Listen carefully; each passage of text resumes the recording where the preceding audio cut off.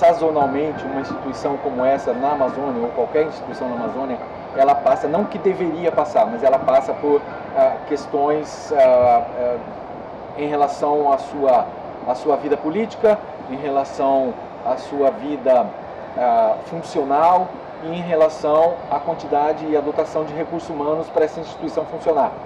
Com o Museu Guild, eu acredito que é a mais longeva instituição na Amazônia.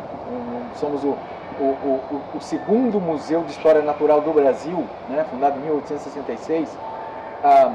Isso não é diferente. Então, ao longo desse século e meio, mais de um século e meio que a gente tem de vida, nós passamos por várias dessas crises. A última delas, que vem já se arrastando desde a última década, um pouquinho mais que a última década, ela vem no seu bojo, ela no início de 10 anos atrás, lá até 2011, 2012, era um problema duplo, um problema de recursos humanos e recursos financeiros. No final de 2018, a gente conseguiu, foi no final da minha segunda gestão, eu consegui um incremento no nosso orçamento que era de 8 ou 9 milhões anuais, consegui um incremento substancial que nosso orçamento passou para 15 milhões. Então, desde 2018 para 2019, orçamentariamente, o museu teve esse incremento. Ele ainda não ele vem se mantendo. Tivemos uma diminuição do ano passado para esse ano aqui. O ano passado nós tivemos em torno de 18 milhões anual no nosso orçamento. Esse ano a dotação é de 16, quase 16 milhões. Tivemos uma diminuição no nosso orçamento de 2 milhões de reais. 2 milhões, para você ter uma ideia, seriam suficientes para eu conseguir restaurar 2 dos principais recintos daqui desse Parque Zoobotânico. Do ano passado para esse, nós tivemos um corte orçamentário de 2 milhões. Onde é que isso impacta nas pesquisas? Impacta no fato de que nós temos projetos que são contundentes para a Amazônia. Nem vou falar para o Museu Guild, não vou nem falar para Belém e nem para o estado do Pará, para a Amazônia como um todo. E quando se fala de Amazônia, não conhecemos tudo sobre a sócio e sobre a biodiversidade amazônica. Então nós temos 2 grandes projetos aqui no museu, um deles na área de ciências humanas, que é você promover não apenas o conhecimento tradicional das comunidades tradicionais, e aqui como comunidade tradicional eu caracterizo as comunidades quilombola, cabocla, ribeirinha e povos indígenas.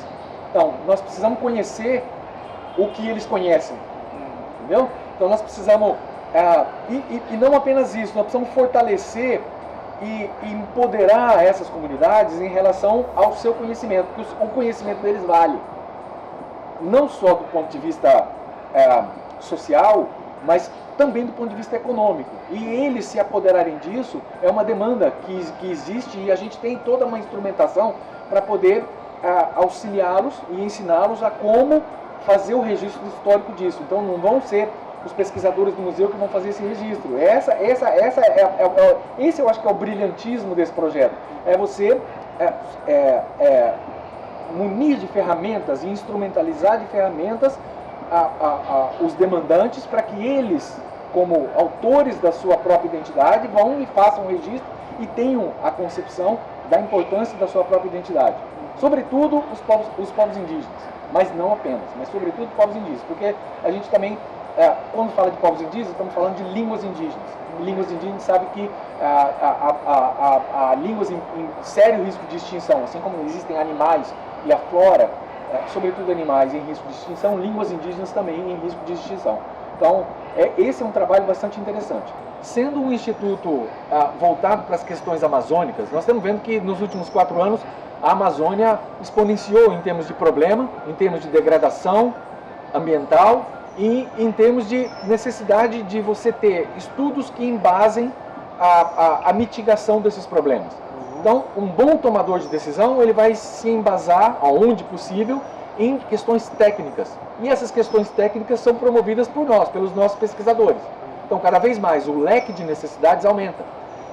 Isso por um lado. Por outro lado, nós temos também a possibilidade de fazer com que o resultado de pesquisa se transforme em inovação.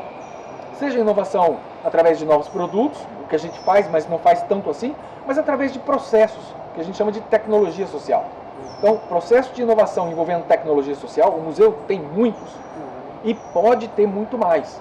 Então, quando você tem um quantitativo menor de recursos orçamentários, que você não pode promover pesquisa, e sobretudo de recursos humanos, você vê a agenda, a missão institucional sendo demandada e você não conseguindo cumprir essa agenda a contento. Ou seja, isso tem implicação ali na frente, porque faz com que, em a gente não conseguindo cumprir a nossa missão, a gente não ajuda a desenvolver o Estado.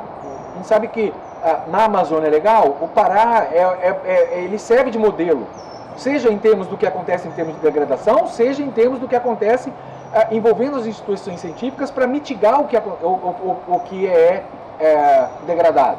Então, temos um Estado que ele é referência, não só para os problemas, mas para a apresentação de soluções. E são muitos. Né? Então, estrategicamente, o Museu Guild, estando em Belém, estando no estado do Pará, a gente tem essa prerrogativa e essa necessidade, eu diria quase que imperativa, para desenvolver boas pesquisas, para ter bons resultados de pesquisa, para ajudar no desenvolvimento do Estado. A gente teve, a partir de um artigo que foi publicado no Jornal da Ciência, em que ele apresenta a instituição, nesse artigo é apresentado o Museu Guild como uma situação crítica, e de fato é uma situação muito crítica, né, correndo o risco sério de fechar ou de morrer a instituição, justamente pelo pouco número de servidores. O governador Helder Barbalho se sensibilizou e ele, ainda durante o Carnaval, entrou em contato com a ministra, entrou em contato comigo. Eu já havia sido apresentado à ministra pela ministra como sendo o diretor a tomar posse, e aí a gente já iniciamos as tratativas de como mitigar esses problemas. Então o governador está muito sensibilizado, o ministro das cidades, o ministro Jader Filho, também se prontificou a nos auxiliar no que concerne a restauração dos prédios históricos que nós temos, porque afinal de contas Belém já está definida que vai ser a capital e o centro da COP30, então nós precisamos preparar a cidade, nós precisamos ter uma boa infraestrutura. O Museu Guild já foi definido, inclusive, pela ministra, que vai ser a sede do Ministério de Ciência e Tecnologia durante a realização da COP, então nós precisamos recuperar esses prédios históricos e ter um bom... O Museu Guild é um dos maiores cartões de visitas de Belém. É um dos grandes cartões de visitas de Belém. Ele precisa estar plenamente apresentável durante a realização da COP30. Então nós estamos numa luta contra o relógio, já estamos nos articulando para isso. Mas assim, ainda estamos no nível das tratativas. Efetivamente, ainda nada aconteceu porque é muito recente.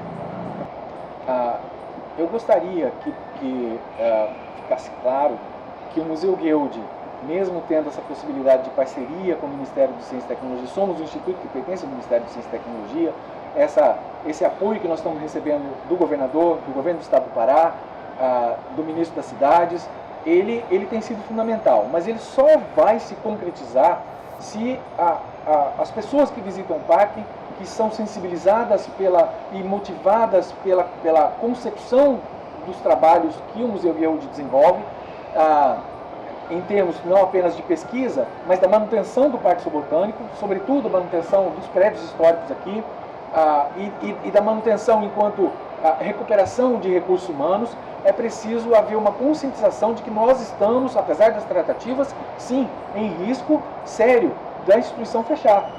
É importante a gente ter essa consciência e é importante que a população e o meio político se conscientize disso e nos ajude a fazer pressão em Brasília, onde é o centro do poder, para que a gente consiga manter essa instituição viva. Nós estamos às vésperas de fazer 160 anos, nós estamos às vésperas de celebrar a COP30.